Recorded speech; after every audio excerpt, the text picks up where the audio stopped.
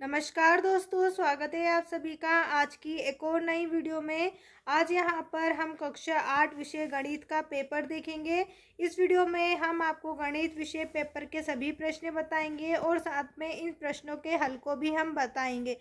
Video को ध्यान से देखिएगा। अगर चैनल पर पहली बार है तो सबसे पहले सब्सक्राइब कर दीजिए चैनल को और साथ में वीडियो को लाइक करके अपने दोस्तों के साथ भी शेयर कर दीजिए। तो चलिए बिना किसी देरी के कक्षा 8 गणित विषय का पेपर हम देख लेते हैं। राज्य शिक्षा केंद्र मध्य प्रदेश भोपाल अर्धवार्षिक मूल्यांकन सत्र 2025-26 विषय गणित कक्षा 8वीं का यहाँ पेपर है। प्रश्न नंबर 1 में आपसे मान पूछा है, समीकरण को हल करने पर क्या मान निकलेगा। तो यहाँ आपको ऑप्शन बी पर टिक करना है 6/5 पर। इसके बाद प्रश्न नंबर 2 है, यहाँ पर आपको एक समीकरण दिया गया है 36y3/9y2। इसको आपको काट देना है 9 चौको 36 से और यहाँ पर आपको y से y को काट देना। तब यहाँ पर आपका आंसर निकलेगा -4y आपको ऑप्शन डी में दिया गया है। यहाँ पर हम ऑप्शन डी पर टिक कर देंगे -4y। इसके बाद प्रश्न नंबर 3 है, संख्या 256 का वर्गमूल होगा। तो यहाँ पर 256 का वर्गमूल 1.6 होगा। आपको ऑप्शन सी पर टिक करना है। प्रश्न नंबर 4 है, 729 किसका घन है। तो 729 जो है वो 9 का घन है। यहाँ पर आपको ऑप्शन बी पर 9 पर टिक कर देना है। इसका अगला प्रश्न है प्रश्न नंबर 5, निम्नलिखित में से कौन सा रैखिक समीकरण है। तो यहाँ पर आप देखिए ऑप्शन डी में जो दिया गया है यहाँ एक रैखिक समीकरण पद है। इसके बाद रिक्त स्थान की हम बात करें तो प्रश्न नंबर 6 में आपसे पूछा है, समबाहु त्रिभुज में सभी भुजाएं लंबाई की होती है। तो आपको लिखना है समान लंबाई की होती है। कैसी होती है? समान लंबाई की होती है। प्रश्न नंबर 7 है, संख्याओं के रूप में प्रदर्शित की गई सूचनाएं कहलाती हैं। तो यहाँ पर आपको लिख देना है आंकड़े या फिर आप इनको डेटा भी बोल सकते हैं। आंकड़े या फिर डेटा कहलाती हैं या कहलाते हैं। प्रश्न नंबर 8 है, यदि x² बराबर 64 है तब x बराबर क्या होगा। तो तब x बराबर आपका आंसर 8 होगा। प्रश्न नंबर 9 है, समप्राकृत संख्याओं के घन होते हैं। तो समप्राकृत संख्याओं के घन भी सम होते हैं।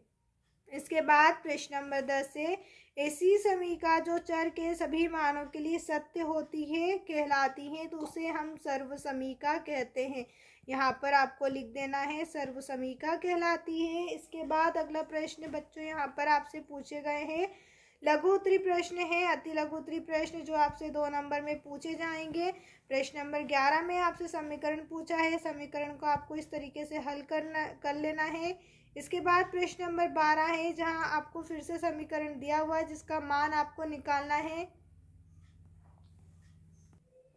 यहाँ पर प्रश्न नंबर 12 का भी सॉल्यूशन आपको दिया हुआ है, तो आप इसे नोट कर लीजिए या फिर स्क्रीनशॉट ले लीजिए।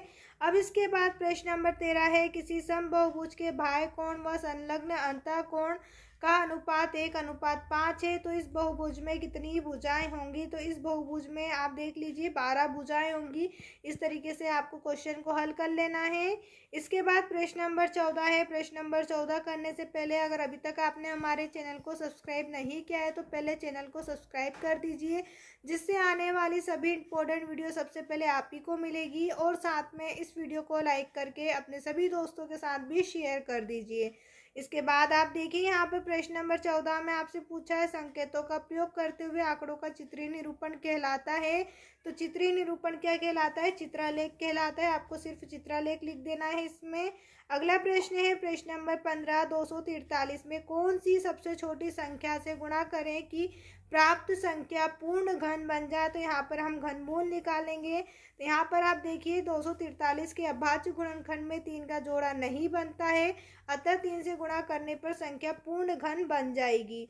इसके बाद प्रश्न नंबर 16 है, एक आयताकार बॉक्स की लंबाई 3x, चौड़ाई 4y तथा ऊंचाई 5y है। तो बॉक्स का आयतन क्या होगा। यहाँ पर हम सूत्र लगा देंगे लंबाई गुणित चौड़ाई गुणित ऊंचाई।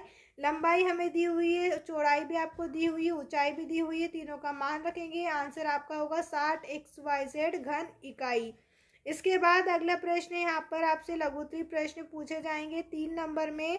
प्रश्न नंबर 17 है को हल कीजिए। आपको एक समीकरण दी गई है, इस समीकरण को आपको इस तरीके से स्टेप बाय स्टेप हल कर देना है। आंसर आपका यहाँ पर -9 निकलेगा।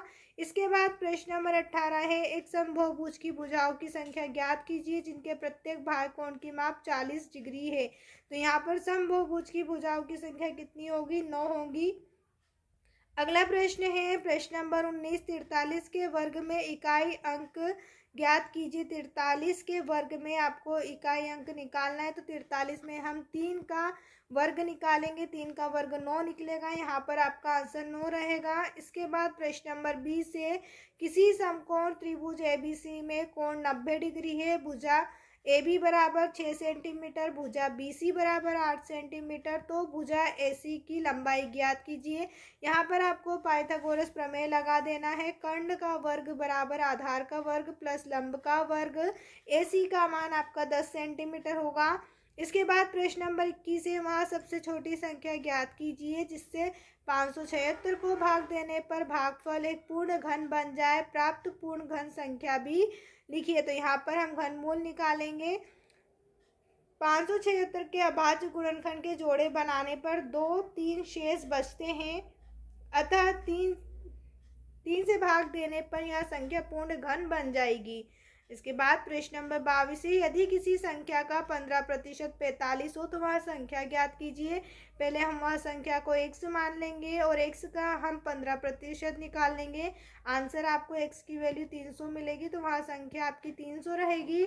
इसके बाद दीर्घोत्तरी प्रश्न यहाँ पर आपसे 5 नंबर में पूछे जाएंगे। प्रश्न 23 में आपको समीकरण दिया हुआ है जिसका मान ज्ञात करना है। तो इस तरीके से आपको समीकरण का मान निकालना लेना है। इसके बाद प्रश्न नंबर 24 है 10 पृथक पर्चियों पर 1 से 10 तक संख्या लिखी हुई है, उन्हें एक बॉक्स में रखकर अच्छी प्रकार से मिलाया जाता है। बॉक्स के अंदर से बिना देखे एक पर्ची निकाली जाती है। निम्नलिखित की प्रायिकता क्या होगी? तो यहाँ पर हमने प्रायिकता का सूत्र लगा रखा है, अनुकूल परिणाम बटे कुल परिणाम, और सबके आंसर उन्हीं के आगे लिख दिए। इस प्रकार आपको आंसर बता देना है। नेक्स्ट क्वेश्चन यहाँ पर आप देखिए प्रश्न नंबर 25 से राहुल ने एक रेडियो 1200 रुपये में खरीदा। उसने रेडियो को 5% बट्टे से बेच दिया। रेडियो का विक्रय मूल्य ज्ञात कीजिए। सूत्र आपको लगा देना है विक्रय मूल्य का। विक्रय मूल्य बराबर क्रय मूल्य गुणित 100 माइनस बट्टा बटे 100। यहाँ पर हम क्रय मूल्य की वैल्यू रखेंगे, बट्टा की वैल्यू रख देंगे। जब इससे हम हल करेंगे तो आपके पास आंसर निकलेगा 1140 रुपये। इसके बाद प्रश्न नंबर 26 को आपको समीकरण दी हुई है जिसे हल करना है। इस प्रकार से आपका यहाँ पेपर कंप्लीट हुआ। उम्मीद है आपको हमारी ये वीडियो पसंद आई होगी। कमेंट करके ज़रूर बताना आपको हमारी वीडियो कैसी लगी। वीडियो देखने के लिए आप सभी का धन्यवाद। चैनल को सब्सक्राइब कर दीजिए और साथ में इस वीडियो को लाइक करके अपने सभी दोस्तों के साथ भी शेयर कर दीजिए।